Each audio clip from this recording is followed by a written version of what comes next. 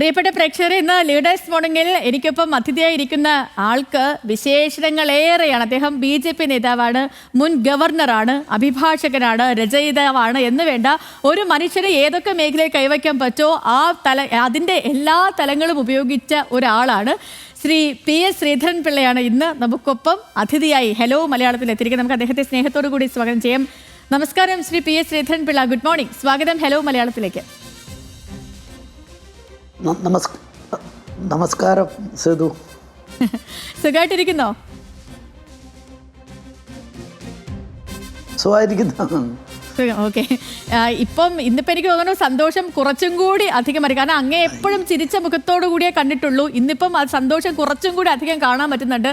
കാരണം ഞാൻ പലപ്പോഴും കേട്ടിട്ടുണ്ട് ഒരാൾക്ക് അങ്ങിപ്പം എത്രയോ പുസ്തകങ്ങൾ എടുത്തിട്ടുണ്ടെങ്കിലും ഓരോ പുസ്തകങ്ങളൊക്കെ പുറത്തേക്ക് ഇറങ്ങുമ്പോഴും ഒരു കഥാകാരൻ അല്ലെങ്കിൽ ഒരു രചയിതാവിനെ സംബന്ധിച്ചിടത്തോളം ഒരു വലിയൊരു സഞ്ചാരമാണ്. ഉള്ളിൽ കിടക്കുന്ന കാര്യങ്ങളൊക്കെയും ഒന്നിലേക്ക് പകർത്തി എഴുതി പിന്നീട് അതിനെ അച്ചടിച്ച് ഒരു പുസ്തക രൂപത്തിലാക്കി പുറത്തിറങ്ങുമ്പോൾ ഒരു വല്ലാത്തൊരു അനുഭൂതിയാണ് ഉണ്ടാവുക എന്ന് കേട്ടിട്ടുണ്ട്. അപ്പോൾ അങ്ങനത്തെ ഒരു ദിവസത്തെ ഇരിക്കുമ്പോൾ സന്തോഷം അധികമായിരിക്കും. എങ്ങനെയായിരുന്നു ആ ഒരു സഞ്ചാരം? 100% ശരിയാണ്. ഇപ്പം നമ്മൾ എന്തെഴുതിയാലും പിന്നെ അത് പ്രിൻ്റ് ചെയ്ത് വരുമ്പോഴേ അല്ലെങ്കിൽ അതിനെപ്പറ്റിയൊക്കെ ഉള്ള ചർച്ചകളൊക്കെ നടക്കുമ്പോൾ നമുക്കൊരു വീണ്ടും അതൊന്നുകൂടെ വായിക്കും, ഒന്നുകൂടെ കാണും. ഇപ്പോൾ പുസ്തകമാണെങ്കിൽ തിരിച്ചു മറിച്ചുമൊക്കെ നോക്കും. ആ ഒരു സംതൃപ്തി, calorie of satisfaction is more. Shri PS Sreedharan Pillai, ഇപ്പം ശബരിമല സമരവും സുവർണാവസരവും എന്ന അങ്ങയുടെ പുസ്തകമാണ് ഇറങ്ങുന്നത്. അത് ഇന്നലെ തന്നെ ആ വിഷയം ചർച്ചയൊക്കെ ആയതുമാണ്. ശബരിമല യുവതീ പ്രവേശന കേസ് സുപ്രീം കോടതി പരിഗണനയ്ക്കെടുക്കുന്ന ഒരു സാഹചര്യം കൂടിയാണിത്. അങ്ങനെ ഒരു കാര്യം കൂടിയുണ്ട്. ഇപ്പം ശബരിമല സ്വർണ്ണക്കൊള്ളയിൽ നിന്ന് ആളുകൾ സ്ത്രീ പ്രവേശന ചർച്ചയിലേക്ക് പോകുന്ന ഒരു ഘട്ടം കൂടിയാണിത്. അപ്പോൾ ഈ പുസ്തകത്തിൽ സ്ത്രീ പ്രവേശനവുമായി ബന്ധപ്പെട്ട തുറന്നെഴുത്തുകളുണ്ട്. ഈ സമയം അതുകൊണ്ട് തന്നെ ഈ പുസ്തക റിലീസിന് അത് എത്ര കണ്ട് നിർണായകമാണ് ശ്രീ PS ശ്രീധരൻപിള്ള? അങ്ങ് അതിനെക്കുറിച്ച് ചിന്തിച്ചിട്ടുണ്ടോ? അക്കാലത്ത് ഞാൻ BJPയുടെ സംസ്ഥാന പ്രസിഡൻ്റായിരുന്നു. 2018 സെപ്റ്റംബർ 28 സുപ്രീം കോടതിയുടെ ആ വിധി വിശ്വാസികളുടെ മേൽ ഇടുത്തി പോലെ നിവേദിച്ചത്. അന്ന് 2 ദിവസത്തിനുള്ളിൽ തന്നെ സമരരംഗത്തേക്ക് BJP ഇറങ്ങി. സംഘപരിവാർ പ്രസ്ഥാനങ്ങൾ കുറച്ചുകൂടെ താമസിച്ചു. അപ്പോൾ ഞാനീ പറഞ്ഞു വരുന്നത് എന്താണെന്ന് ചോദിച്ചാൽ, അതിൻ്റെ യഥാർത്ഥ വസ്തുതകളെയെല്ലാം ഇപ്പോഴ് തമസ്കരിച്ചുകൊണ്ട് മുതലെടുപ്പിന് വേണ്ടിയുള്ള അങ്കപ്പോരിലാണ് 2 കൂട്ടരുമുള്ള UDF LDF. സത്യം ആഴത്തിൽ കുഴിച്ചു മൂടിക്കൊണ്ടാണ് ഇവർ മുന്നോട്ട് പോകുന്നത്. അതുകൊണ്ട് ഞാനിതെല്ലാം എഴുതാൻ കുറേ സമയമെടുത്ത് നാൾ വഴികളെല്ലാം ഓരോ ദിവസവും എന്ത് സംഭവിച്ചു, ഗവൺമെൻറ് എന്ത് ചെയ്തു, രാഷ്ട്രീയ പാർട്ടിയിൽ എന്തായിരുന്നു എന്നൊക്കെ ഉള്ളത് ശ്രമിച്ചു. അതുകൂടാതെ തന്ത്രിയെ ഇപ്പോഴേ ഈ കേസിൽ കുടുക്കിയതിന് കാരണം അന്നത്തെ 2 സ്ത്രീകളെ കൊണ്ട് പോലീസ് യൂണിഫോം അണിയിച്ച് അവിടെ കൊണ്ടുവന്ന് കയറ്റാനുള്ള സർക്കാരിൻ്റെ ശ്രമം, അന്നത്തെ ഇടതുപക്ഷ സർക്കാരിൻ്റെ ശ്രമം, ആ ശ്രമം എങ്ങനെയാണ് അതിനെ ചെറുത്ത് തോൽപ്പിച്ചത്, അതെങ്ങനെയാണ് അബോർട്ടായി പോയതെന്നുള്ളത് എൻ്റെ അതിൽ ഒരു ചാപ്റ്ററാണ്. അതിൽ തന്ത്രിയോട് എനിക്ക് കടപ്പാടുണ്ട്. കാരണം തന്ത്രി അതിൻ്റെ തലേദിവസം പറഞ്ഞിരുന്നു, ഞാൻ ഒരു കാരണവശാലും സ്ത്രീകൾ വന്നാൽ തടയില്ല, ഞാൻ നട അടച്ചിടില്ല, പൂജ നടത്തില്ല. പക്ഷേ ഈ പർട്ടിക്കുലർ ഡേയിൽ 18-ാം തീയതിയാണ് അദ്ദേഹത്തിൻ്റെ പ്രസ്താവന എല്ലാ പത്രങ്ങളിലും ഫ്രണ്ട് പേജിലുണ്ടായിരുന്നു. 19-ാം തീയതി വരുമ്പം ഏതാണ്ട് നടപ്പന്തൽ വരെ 18-ാം പടി തൊട്ട് താഴെ വരെ ഈ 2 സ്ത്രീകളെ കൊണ്ടുവന്നു. ഫാത്തിമ ഉൾപ്പെടെ, ഞാൻ പേരുകളിലേക്ക് പോകുന്നില്ല.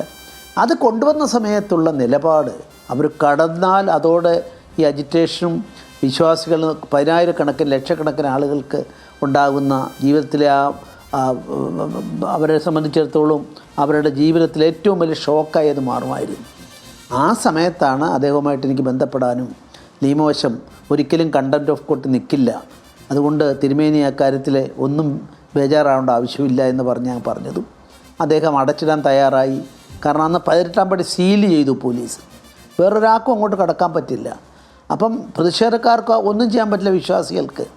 പക്ഷെ ആ സമയത്ത് തന്ത്രി നട അടച്ചിടുമെന്ന് പ്രഖ്യാപിച്ചു. അവിടുത്തെ പരികർമ്മികളെല്ലാം കൂടെ 18-ാം പടി പോയി ഇരുന്നപ്പം തടഞ്ഞു. അങ്ങനെയാണ് അന്നത്തെ ഗവൺമെൻറ്റിൻ്റെ ആ സംഘടിതമായ ശ്രമത്തെ അന്ന് പരാജയപ്പെടുത്താൻ സാധിച്ചത്. തുടർന്ന് പിറ്റേ ദിവസം ഇപ്പം ഞാൻ അങ്ങ് ഈ വളരെ പറയുന്ന പോലെ വ്യക്തമായിട്ടല്ലേ തന്നെ ഈ എഴുതിയിട്ടുള്ളൂ. പുസ്തകത്തിൽ പിറ്റേ ദിവസം ധാരാളം തുറന്നെഴുത്തലുകളുണ്ട്. ഇപ്പം അന്ന് സുപ്രീം കോടതിയിൽ നിന്നും ഇങ്ങനെ ഒരു വിധി വരുന്നു. അന്നത്തെ സർക്കാർ എടുത്തൊരു നിലപാട് സുപ്രീം കോടതി എന്ത് പറയുന്നു അത് നടപ്പാക്കാൻ ഈ സർക്കാർ ബാധ്യസ്ഥമാണെന്ന് പറഞ്ഞാണ് സർക്കാർ മുന്നോട്ട് പോയത്. പക്ഷേ വ്യക്തിപരമായി ഞാൻ ഇപ്പോഴും വിചാരിക്കുന്നത് സർക്കാരിന്റെ നിലപാട് അത് ധീരമാണ്. പക്ഷേ ഈ രണ്ട് സ്ത്രീകളെ അവിടെ കയറ്റാൻ ആ ഘട്ടത്തിൽ, അതും അത്രയും ഈ വിശ്വാസികളൊക്കെ ഇളകി നിൽക്കുന്ന ഒരു സമയം, വളരെ സെൻസിറ്റീവ് ഒരു വിഷയമാണ്. അന്ന് ഈ രണ്ട് സ്ത്രീകളെ അവിടെ ഈ ഒരു പോലീസ് യൂണിഫോമൊക്കെ ഇട്ട് കയറ്റാൻ ശ്രമിച്ചത്, അതിനോട് ഇപ്പോഴും വ്യക്തിപരമായ ഒരു യോജിപ്പില്ലാത്ത ഒരാൾ കൂടിയാണ് ഞാൻ. ആ ഒരു യോജിപ്പില്ലായ്മ പറഞ്ഞുകൊണ്ട് തന്നെ ഞാൻ അങ്ങോട്ട് ചോദിക്കുകയാണ്. ഇപ്പം ഈ യുവതികൾ മല കയറാൻ എത്തിയ ഘട്ടത്തിൽ നട അടച്ചിടാമെന്ന് തന്ത്രിക്ക് ഉപദേശം നൽകിയ താനാണ് അങ്ങ് ഈ പുസ്തകത്തിൽ പറയുന്നുണ്ട്. അപ്പം അത് ആരുടെയെങ്കിലും നിർദ്ദേശപ്രകാരമായിരുന്നു ശ്രീ പി എസ് ശ്രീധരൻപിള്ള? അല്ല, അന്ന് ഒരു പ്രധാനപ്പെട്ട ഒരു സാമുദായിക നേതാവ് എന്നെ വിളിച്ച് ഈ വിഷമങ്ങളെല്ലാം പറഞ്ഞിട്ട് പറഞ്ഞു, താങ്കളൊന്ന് അതിൻ്റെ നിയമവശം അദ്ദേഹത്തോട് സംസാരിക്കാമോ? അപ്പം ഞാൻ ഉടൻ തന്നെ അതിനെ സംബന്ധിച്ച് ഞാൻ അങ്ങോട്ട് വിളിക്കില്ല, എൻ്റെ ഫോണും അദ്ദേഹത്തിൻ്റെ ഫോണും അതിൽ ഉപയോഗിച്ചിട്ടില്ല, വേറൊരു ആളുടെ ഫോൺ ഉപയോഗിച്ചു. ആ ഉപയോഗിച്ച ആൾ അന്നത്തെ അയ്യപ്പ സേവാ സംഘത്തിൻ്റെ ഭാരവാഹിയും ഒരു കോൺഗ്രസിൻ്റെ DCC ലെവൽ ചുമതലയുള്ള ആളുമായിരുന്നു. ആ ഫോണിലൂടെയാണ് സംസാരിച്ചത്. അപ്പം ഞാൻ അദ്ദേഹത്തോട് ഇതെല്ലാം പറഞ്ഞു. ആ കോൺഫിഡൻസിൽ സാറ് പറഞ്ഞ് ഞാൻ നടപ്പാക്കുമെന്ന് അദ്ദേഹം പറഞ്ഞുകൊണ്ടാണ് അന്ന് ആ സമയത്ത് അദ്ദേഹം ആ നടയടച്ചിട്ടത്. ഇല്ലെങ്കിൽ അങ്ങനെ വലിയ ദുരന്തം വിശ്വാസികളെ സംബന്ധിച്ച് ഒരു വലിയ ദുരന്തം ഒഴിവാകുകയായിരുന്നു. അതിൻ്റെ പിറ്റേ ദിവസം ഔപചാരികമായി ഗവൺമെൻറ് ഇത് ക്രൈം രജിസ്റ്റർ ചെയ്യാൻ പോകുന്നു, ശ്രീധരൻപിള്ളയും ഈ നമ്മുടെ ഗൂഢാലോചന നടത്തിയെന്ന് പറഞ്ഞുകൊണ്ട്. അതിനെ അതിജീവിക്കാനും ഞങ്ങൾക്ക് സാധിച്ചു. കാരണം ഞാൻ പറഞ്ഞു, എന്നെ വിളിച്ചത് തന്ത്രിയാണോ, ശബ്ദം സന്നിധാനത്തുനിന്ന് വിളിച്ചു, ശബ്ദം ആരുടെയാണെന്നറിയില്ല, അപ്പോൾ FIR ഇടാൻ പറ്റില്ല, ഫോൺ ഏതാണെന്നറിയാതെ FIR ഇടാൻ പറ്റില്ല. അങ്ങനെ ആ പ്രോസിക്യൂഷൻ വാസ്തവത്തിൽ ചീറ്റിപ്പോവുകയാണ് ഉണ്ടായത്. അപ്പോൾ ഇങ്ങനെയുള്ള ഒട്ടേറെ സംഭവങ്ങൾ. കാരണം ഇത് മാത്രമല്ല, കോൺഗ്രസ് ഏറ്റവും വലിയ ചതി ഇതിനോട് കാണിച്ച അത് കോൺഗ്രസ് പാർട്ടിയാണ്. കാരണം ഞാൻ ഡേറ്റ് ഉൾപ്പെടെ പറയുന്നു, ഞാൻ ഇപ്പം ആദ്യമായിട്ട് ചാനലിനോട് ഇപ്പോഴാണ് ഞാനിത് പറയുന്നത്. 2018 ഒക്ടോബർ 8-ാം തീയതി ഇന്ത്യൻ നാഷണൽ കോൺഗ്രസിൻ്റെ സംസ്ഥാന നേതൃയോഗം കൂടിയിട്ട് ശബരിമല സമരത്തിൽ ഞങ്ങൾ പങ്കെടുക്കില്ല, കൊടി ഉപയോഗിക്കില്ല, ആരും പങ്കെടുക്കാൻ പാടില്ല എന്ന് പരസ്യമായി ആഹ്വാനം ചെയ്ത പാർട്ടിയാണ്. ഞാൻ സതീശനോട് ചോദിക്കുന്നു, സതീശ എന്താ ഇതിന് ഉത്തരവുള്ളത്? അങ്ങനെ ഇത്തരത്തിൽ അതുപോലെ AICCയുടെ ഔദ്യോഗികമായിട്ട് 2 കൊല്ലക്കാലം അവർ സ്ത്രീകൾ കടക്കട്ടെ എന്നാണ് പറഞ്ഞത്. അന്ന് രഞ്ജിത്ത് എന്ന് പറഞ്ഞ അവരുടെ അഖിലേന്ത്യാ വക്താവ്, ഞാൻ എൻ്റെ പുസ്തകത്തിൽ എഴുതിയിട്ടുണ്ട്, നേരിട്ട് പറഞ്ഞ എന്താ, ഇത് സ്ത്രീകൾക്ക് സ്വാതന്ത്ര്യം കൊടുക്കുകയാണ്, ഇത് ആചാരാനുഷ്ഠാനമൊന്നുമല്ല, അതുകൊണ്ട് ഞങ്ങൾ സ്വാഗതം ചെയ്യുന്നതാണ്. അതേ കോൺഗ്രസ്സാണ് ഇപ്പോഴിതെല്ലാം ഉയർത്തിപ്പിടിക്കുന്നത്. ഓരോ ദിവസവും ഇവരെയെല്ലാം താങ്കൾ പറഞ്ഞതിനോട് ഒരു ആദ്യഘട്ടത്തിൽ പറഞ്ഞതിനോട് എനിക്ക് ഒരു വാക്ക കൂട്ടിച്ചേർക്കുകയാണ്. ഞാൻ ചോദിക്കട്ടെ, സുപ്രീം കോടതിയിൽ ഒരു ഡയറക്ഷൻ വന്നാൽ അത് പഠിക്കണ്ടേ സർക്കാരിന്? അത് പഠിച്ചതിന് ശേഷമുള്ള തീരുമാനം എടുക്കേണ്ടത്. 28-ാം തീയതി വിധി വന്നു, സെപ്റ്റംബർ 28-ന്. അന്ന് തന്നെ ഗവൺമെൻറ് ഞങ്ങൾ നടപ്പാക്കുമെന്ന് പ്രഖ്യാപിക്കുക. ഇത് നിരീശ്വരവാദത്തിൽ അധിഷ്ഠിതമായൊരു പാർട്ടി പണ്ട് 50-കൾ മുതൽ തുടങ്ങി വന്ന അവരുടെ നിലപാടിൻ്റെ ആവർത്തനമാണ്. ശബരിമലയിൽ തീപിടുത്തമുണ്ടായി, വിഗ്രഹം പോലും നശിച്ചപ്പോൾ എന്താ പറഞ്ഞത്? അന്നത്തെ മുഖ്യമന്ത്രി എന്താ പറഞ്ഞത്? ഒരന്ധവിശ്വാസം ഇല്ലാതായി എന്നാണ്, ശബരിമല എന്ന അന്ധവിശ്വാസം ഇല്ലാതായി എന്ന് പറഞ്ഞതാണ്. അതുപോലെ തന്നെ ഗോപാലസേന എന്ന് പറഞ്ഞിട്ട് CPM-ന് AKGയുടെ പേരിൽ ഗോപാലസേന ഉണ്ടായിരുന്നു. അന്ന് അവർ പറഞ്ഞത് എന്താണെന്ന് അറിയാമോ? ഈ കറുത്ത മുണ്ട് കൊടുത്ത് ശബരിമല പോകണ്ട, അതിൻ്റെ കാശെടുത്തിട്ട് ഇത് യൂണിഫോം തയ്ക്കാൻ പറഞ്ഞത്. എൻ്റെ കയ്യിൽ അതിൻ്റെ റെക്കോർഡുള്ളതുകൊണ്ട് ഞാൻ പറഞ്ഞത്, ദേശാഭിമാനി റിപ്പോർട്ട്. ഇങ്ങനെ ഇതിനെ എതിർത്ത വന്നവർക്ക് കിട്ടിയ ചാൻസാണിത്. ഈ ചാൻസ് അവർ 2 കൂട്ടർ ഉപയോഗപ്പെടുത്തുകയായിരുന്നു. 2 കൂട്ടരും ഇതിൽ കള്ളക്കളി കളിച്ചവരാണ്, വിശ്വാസികളെ ചതിച്ചവരാണ്. ഇപ്പം അങ്ങ് പുസ്തകത്തിൽ പറയുന്നുണ്ട്, അവരുടെ ഇരുമുടിയിൽ ഈ സാധാരണ അയ്യപ്പന്മാർ പോകുമ്പോൾ കൊണ്ടുപോകുന്ന സാധനങ്ങളൊന്നുമല്ല, അവരുടെ ഈ ഓറഞ്ചും ആപ്പിളും ഫ്രൂട്ട്സും ഒക്കെയാണ് അതിനകത്ത് ഉണ്ടായിരുന്നത് അങ്ങ് അതിൽ പറഞ്ഞിട്ടുണ്ട്. അപ്പം ഇതൊക്കെ ഒരു സ്റ്റേറ്റ് സ്പോൺസേഡ് ആയിരുന്നെന്നാണോ അങ്ങ് പറയുന്നത്? തീർച്ചയായിട്ടും എൻ്റെ ഹെഡിങ് തന്നെ അതാണല്ലോ, സ്റ്റേറ്റ് സ്പോൺസേഡാണ്. അല്ലെങ്കിൽ ഞാൻ ചോദിക്കട്ടെ, രാജ്യത്ത് നിലവിലുള്ള നിയമപ്രകാരം, കേരള പോലീസ് ആക്ട് പ്രകാരം പോലീസിൻ്റെ യൂണിഫോം പോലീസിനല്ലാതെ, അതും ഡ്യൂട്ടിയിലുള്ള സമയത്തെ പോലീസുകാർക്ക് ഉപയോഗിക്കാൻ പാടുള്ളൂ, അല്ലാതെ ഉപയോഗിക്കുന്നത് ക്രിമിനൽ കുറ്റമല്ലേ? ആ ക്രിമിനൽ കുറ്റം നടത്തിയിട്ടാണ് 2 പേരെ കൊണ്ടുവന്നത്. ഓരോ ഇഞ്ചും പക്ഷെ ഒരു കാര്യത്തിൽ എനിക്കറിയാം, ഞാനത് പുസ്തകത്തിൽ നിന്നും ചേർത്തിട്ടില്ല. ശബരിമലയിൽ അദ്ദേഹത്തെ വിശ്വാസത്തെ ഇല്ലാതാക്കാൻ ശ്രമിച്ചവർക്കെല്ലാം, നിയമരംഗത്തുള്ളവർക്കുൾപ്പെടെ, ഭഗവാൻ എന്തെങ്കിലും പ്രതികാരം ചെയ്തു എന്ന് പറഞ്ഞത് ശരിയല്ല.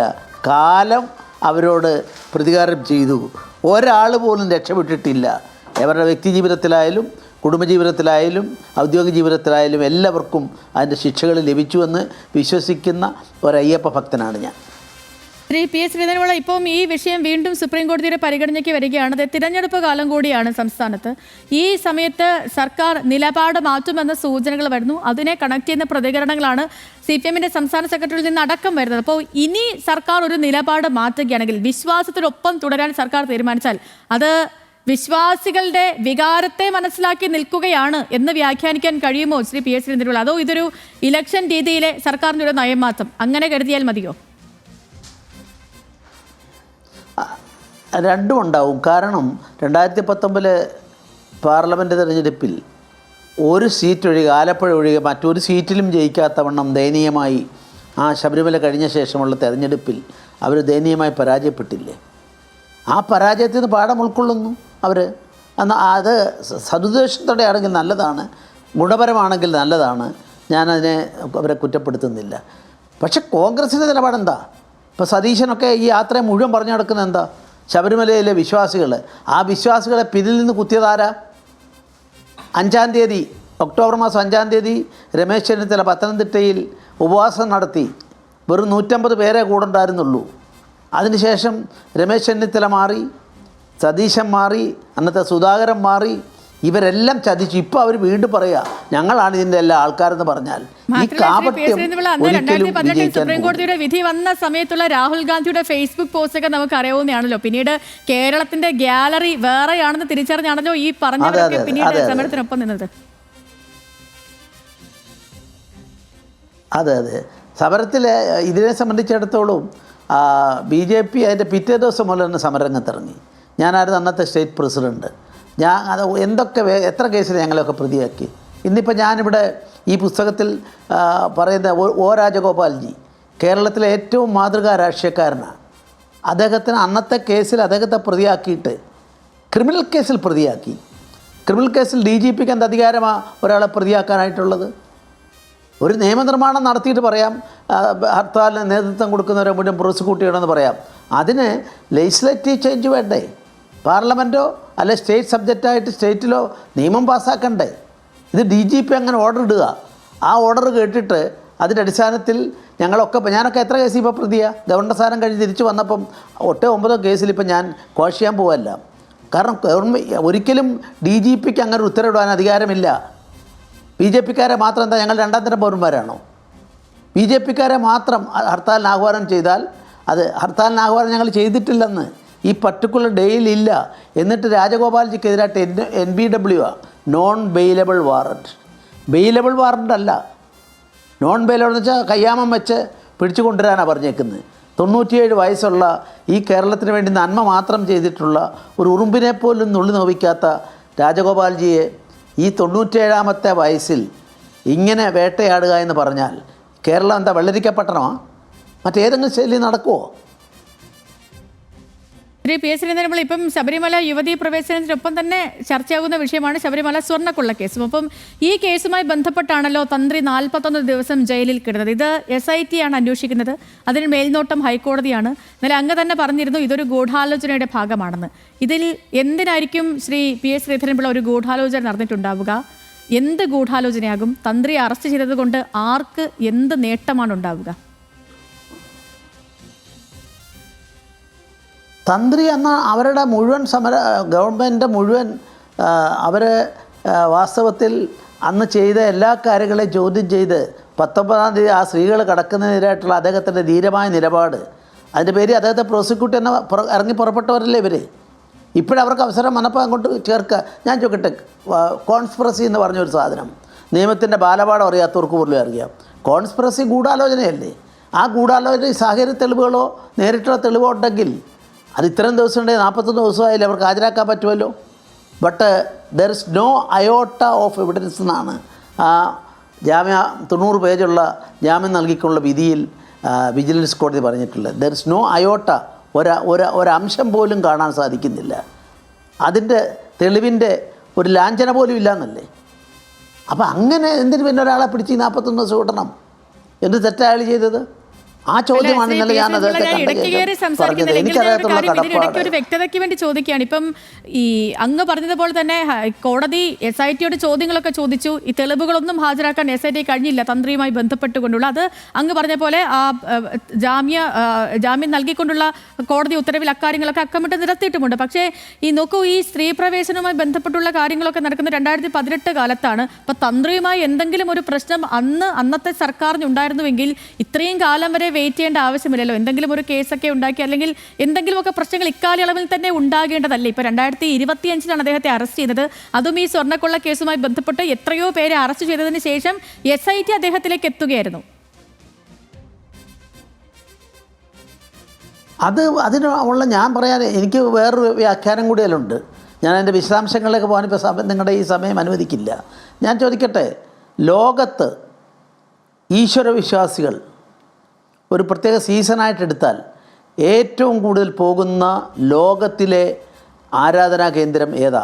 ശബരിമലയാ, ബദലഹേമോ, അല്ലെങ്കിൽ മറ്റ് സ്ഥലങ്ങളിൽ എണ്ണം നോക്കിയാൽ, അല്ലെങ്കിൽ ആളുകളുടെ പങ്കാളിത്തം നോക്കിയാൽ ബദലഹേമായാലും അല്ലെങ്കിൽ നമ്മളെ മുസ്ലിം ദേവാലയങ്ങളായാലും അല്ലെങ്കിൽ തിരുപ്പതി ആയാലും ഇത്രയും ആളുകൾ സീസണിലായിട്ട് വരുന്ന വേറെ എവിടെ ഉള്ളത്?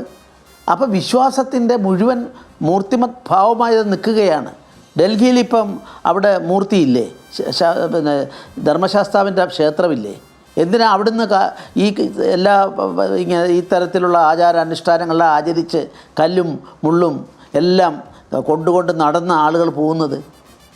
അത് ഈ കരികാലത്തിലൊരു പ്രത്യേക മൂർത്തിയും പ്രത്യേക സമ്പ്രദായവുമാണ്. അപ്പോൾ അങ്ങനെയുള്ള എന്തിന് തല്ലിത്തകർക്കണം?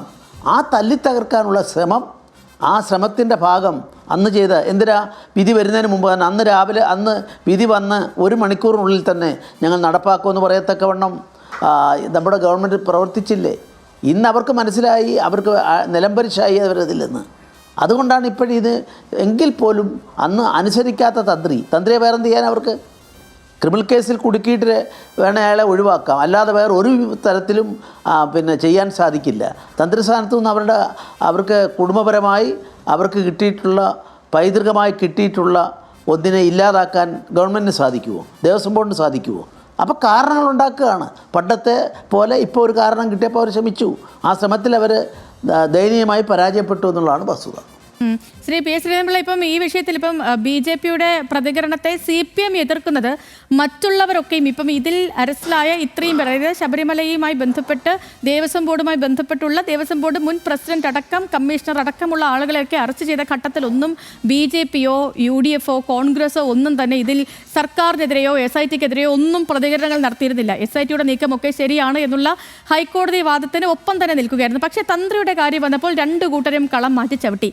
അതെങ്ങനെ നിലനിൽക്കുമെന്നാണ് CPMന്റെ ചോദ്യം. ഇതിന് അങ്ങേക്ക് മറുപടിയുണ്ടോ? ഉണ്ട്, തീർച്ചയായിട്ടും മറുപടിയുണ്ട്. കാരണം ഈ ഹൈക്കോടതിയിലെ ദേവസ്വം ബെഞ്ച്, ഞാൻ അതിനെ മാനിക്കുന്നു, അവരെ ബഹുമാനിക്കുന്നു. ആ ദേവസ്വം ബെഞ്ചും ഈ ഇൻവെസ്റ്റിഗേറ്റിംഗ് ഓഫീസറും ഇവർ 2 പേരും മാത്രമേ ആ സമയത്ത് കോടതിയിലെ ഓപ്പൺ കോർട്ടിലല്ല ഈ ഡയറക്ഷൻസ് എല്ലാം കൊടുക്കാറുള്ളത്. അപ്പോൾ അതിലെന്താണെന്ന് അറിയാൻ നമുക്ക് വഴികളൊന്നുമില്ല. അവരുടെ ജഡ്ജിമാരോട് ചോദിക്കാൻ പറ്റുമോ? പബ്ലിക് പ്രോസിക്യൂട്ടർ പോലും ആ സമയത്ത് അവിടെ പങ്കാളിയാകില്ലെന്നാണ് ഞാൻ ഹൈക്കോടതിയിൽ ഞാൻ മനസ്സിലാക്കുന്നത്. അവിടുത്തെ കോടതി ക്ലർക്കിനെയും പുറത്ത് നിർത്തും എന്നാണ് ഞാൻ അന്വേഷിച്ചപ്പോൾ മനസ്സിലാക്കുന്നത്. അപ്പോൾ അങ്ങനെ വരുന്ന ഒന്നിനെ സംബന്ധിച്ചിടത്തോളം വളരെ സൗകര്യപൂർവ്വം ഈ SITയിലുള്ള അംഗങ്ങൾ ആരാ? കേരള പോലീസ് തന്നെയാണ്. അവരുടെ അടിവേരുകളും കൂറും എവിടെയാണ്? അപ്പോൾ അവരത് ചെയ്യുമോ ഇല്ലെന്നുള്ള കാര്യം നാളെ ഇത് കഴിഞ്ഞാലും ഈ കേസ് കഴിഞ്ഞാലും അവർക്ക് സർവീസ് തുടരേണ്ടതല്ലേ? ബന്ധപ്പെട്ട ഭരിക്കുന്ന പാർട്ടിയുടെ ആഭ്യന്തര വകുപ്പിൻ്റെ കൈയാളുന്ന ആളുകൾ പറഞ്ഞാൽ അതിനെയൊക്കെ അതിജീവിക്കാൻ തക്ക കരുത്തുള്ളവരിലുണ്ടോ? എനിക്കറിയില്ല. ഞാൻ അവരെയും വ്യക്തിപരമായി കുറ്റപ്പെടുത്തുകയല്ല. നമ്മുടെ വ്യവസ്ഥിതിയിൽ എല്ലാവരും ഒരു ആഭ്യന്തര വകുപ്പിൻ്റെ ഉന്നതന്മാർ വിളിച്ചു പറഞ്ഞാൽ കേൾക്കാൻ അതിജീവിച്ച് നിൽക്കാൻ തക്ക ഉൾബലവും അല്ലെങ്കിൽ അതിനുള്ള ചങ്കൂറ്റമൊക്കെ ഉള്ളവരുടെ എണ്ണം കുറയാനാണ് സാധ്യത. ഇവിടെ അതല്ലേ 41 ദിവസമായിട്ടും there is no even whisper എന്നുള്ള നിലയിലേക്ക് കോടതി പറയണ വേണ്ടി വന്നാൽ ഇതിൽ കൂടുതൽ എന്താ ഒരു ഇടുത്തി അവരുടെ മേൽ നിവേദിക്കാനുള്ളത്? ഗവൺമെൻറ് മേലെ അതുകൊണ്ട് ഞാനതിനെ ഈ കോടതിയെയോ അല്ല ആ ടീമിനെയോ അല്ല കുറ്റപ്പെടുത്തുന്നത്. ഇതാണ് യഥാർത്ഥത്തിൽ നമ്മുടെ മുമ്പിലുള്ളത്. നമുക്കതിന് FIR-ഉം റിമാൻഡ് റിപ്പോർട്ടും അല്ലാതെ മറ്റൊരു രേഖയും പബ്ലിക്കിനോ പത്രക്കാർക്കോ കിട്ടില്ല. തന്ത്രിയുടെ റിമാൻഡ് റിപ്പോർട്ട് വായിച്ചപ്പോൾ തന്നെ എനിക്ക് അഭിപ്രായം ഉണ്ടായിരുന്നു. പിന്നെ BJP-യുടെ നിലപാടിനെ കോൺട്രഡിക്റ്റ് ചെയ്യേണ്ട എന്ന് കരുതിയിട്ടാണ് ഞാൻ ആ സമയത്ത് ഒന്നും പറയാറുന്നത്. പക്ഷേ അദ്ദേഹത്തിൻ്റെ കുടുംബത്തോട്, തന്ത്രിയുടെ അളിയൻ ഒരു അഭിഭാഷകനാണ്, ഞാൻ ഇതിൻ്റെ അകത്തുള്ള നിയമപരമായിട്ട് നിൽക്കില്ല എന്നുള്ള കാര്യം അദ്ദേഹത്തോട് തുറന്നു പറഞ്ഞതാണ്. നമ്മുടെ നാരായണൻ നമ്പൂരി കോട്ടയത്ത്, അദ്ദേഹത്തിൻ്റെ അളിയനാണ് തന്ത്രിയുടെ. അപ്പോൾ ഇതൊക്കെ എന്തിനിങ്ങനെ വേട്ടയാടണം? നിങ്ങൾക്ക് തെളിവ് ശേഖരിച്ച ശേഷം എല്ലാം ചെയ്താൽ പോരെ? ലോകം അറിയപ്പെടുന്ന ഒരു വലിയ സ്ഥാപനത്തിൻ്റെ ഹെഡ്, അവിടുത്തെ ആത്മീയ കേന്ദ്രത്തിൻ്റെ ആ പ്രഭവ കേന്ദ്രത്തിലെ ഏറ്റവും പിതൃസ്ഥാനീയനായി നിൽക്കുന്ന ഒരാളിനെ, അത് നിരീശ്വരവാദമാണ്, നിരീശ്വരവാദികൾക്കുള്ള വിജയമാണ്. ആ നിരീശ്വരവാദം ഉള്ളിൽ കൊണ്ട് നടക്കുന്നവർ, നടപ്പാക്കാൻ ശ്രമിച്ച് പരാജയപ്പെട്ടവർ, അവസരം കിട്ടിയപ്പം അവർ പാർത്തിരുന്നു, അവസരം കിട്ടിയപ്പോൾ അത് ചെയ്തു എന്നുള്ളതാണ് എൻ്റെ ലോജിക്ക്. ഓക്കെ, അങ്ങ് പറഞ്ഞാൽ വളരെ ശരിയാണ്. കാരണം ഇപ്പം ശബരിമലയിലെ പോകുന്ന ആൾക്കാരെയും അല്ലെങ്കിൽ തീർത്ഥാടകരെയും ശബരിമല വിശ്വാസികളെയൊക്കെ സംബന്ധിച്ച് അവരുടെ ഒരു പിതൃതുല്യനായി നിൽക്കുന്ന ഒരു വ്യക്തിയാണ് ക്ഷേത്രം തന്ത്രി എന്ന് പറയുന്നത്. അദ്ദേഹത്തിൻ്റെ അറസ്റ്റ് വരുമ്പോൾ സ്വാഭാവികമായിട്ടും വൈകാരിക പ്രതികരണങ്ങൾ ഉണ്ടാവുകയും ചെയ്യും. ശ്രീ PS ശ്രീധരൻപിള്ള, ഇപ്പോൾ നമ്മൾ ഈ പുസ്തകത്തിൻ്റെ കാര്യങ്ങളൊക്കെ വന്നതുകൊണ്ടാണ് സംസാരം കൂടുതലും അതിൽ പോയതും സമയം പോയതും. പക്ഷേ അങ്ങയോട് കുറേ കാര്യങ്ങൾ ചോദിക്കുന്നുണ്ടായിരുന്നു, പ്രത്യേകിച്ച് എഴുത്തുമായിട്ടൊക്കെ ബന്ധപ്പെട്ട്. ശബരിമല സമരവും സുവർണാവസരവും ഇറങ്ങാൻ പോവുകയാണ്. ഇനി അണിയറയിൽ എന്തൊക്കെയാണ് ഉള്ളത്? 10 പുസ്തകങ്ങൾ ഞാൻ ഈ ഗവൺമെൻറ് സ്ഥാനം കഴിഞ്ഞ് വന്ന 4 മാസത്തിനിടയിൽ ഞാൻ ടേം പൂർത്തിയാക്കി വന്ന ആളാണ്. ഞാൻ 10 മാസക്കാലത്തിനിടയിൽ 10 പുസ്തകങ്ങൾ 4 മാസത്തിനിടയിൽ എഴുതിയിട്ടുണ്ട്. അതിവിടുത്തെ എല്ലാ DC ബുക്സ്, മാതൃഭൂമി, അതുപോലെ തന്നെ ടൂറിംഗ് ബുക്ക് സ്റ്റാള്, അങ്ങനെയുള്ള എല്ലാ പബ്ലിഷേഴ്സും പ്രധാനപ്പെട്ടവരാണ് ഈ 10 പുസ്തകം ഇറക്കുന്നത്. ഒരു ബഹുമതി തന്നെയാണ്, ഞാനതിൽ സന്തോഷിക്കുന്നു. ഇനി ഇത് കഴിഞ്ഞാൽ മാർച്ച് മുതൽ എൻ്റെ മേഖല ഇനിയിപ്പോൾ എഴുത്തിൽ കൂടുതൽ ശ്രദ്ധ ഉണ്ടാവാതെ മറ്റൊരു മേഖലയിലേക്ക് ഞാൻ പോകും. ഓക്കെ, മറ്റൊരു മേഖല എന്ന് പറയുമ്പോൾ നമുക്ക് തിരഞ്ഞെടുപ്പിലൊക്കെ പ്രതീക്ഷിക്കാമോ ഇനി വീണ്ടും? ഞാൻ സ്ഥാനാർത്ഥി ആകില്ല എന്ന് ഞാൻ എല്ലാവരോടും പറഞ്ഞിട്ടുണ്ട്.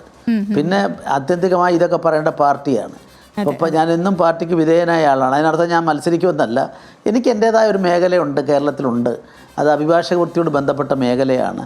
ആ മേഖല എന്നെ എന്നും എൻ്റെ ജീവിതത്തിലെ ഒരു ഫസ്റ്റ് ചോയ്സ് 1-2 എണ്ണം പറഞ്ഞാൽ അതിലൊന്നാണ് അഭിഭാഷക മേഖല. എനിക്കതിലേക്ക് പോകാം. ആദ്യമായിട്ടൊരു പക്ഷേ ഒരു ഗവർണർ സുഷമ സ്വരാജിൻ്റെ ഹസ്ബൻഡ് കുറച്ച് കാലങ്ങൾ പോയതൊഴിച്ചാൽ ബാക്കി ഇന്ന് വരെ ഒരു ഗവർണർമാരും പ്രാക്ടീസിന് പോകാറില്ല. ഞാൻ അതിന് പോകാൻ വില്ലിങ്നെസ് അനുസരിച്ച് സസ്പെൻഡ് ചെയ്തിരുന്ന ബാർ കൗൺസിൽ ഇപ്പോൾ കൂടിയിട്ട് എനിക്കത് തന്നിട്ടുണ്ട്. ഞാൻ അതിലേക്ക് പോകാനാണ് ഒരു വലിയ അളവോളം ആഗ്രഹിക്കുന്നത്. ഓക്കെ, അപ്പോൾ നമുക്ക് അഭിഭാഷകനായിട്ടും ഉടനെ തന്നെ കാണാൻ പറ്റുമെന്ന് പ്രതീക്ഷിക്കുന്നു. ശ്രീ PS ശ്രീധരൻപിള്ള, അപ്പോൾ ഒരുപാട് സന്തോഷം ഞങ്ങൾക്കൊപ്പം ജോയിൻ ചെയ്തതിന്. അങ്ങേക്ക് നല്ലൊരു ദിവസം കൂടി ആശംസിക്കുകയാണ്. തീർച്ചയായിട്ടും. Thank you very much. Okay.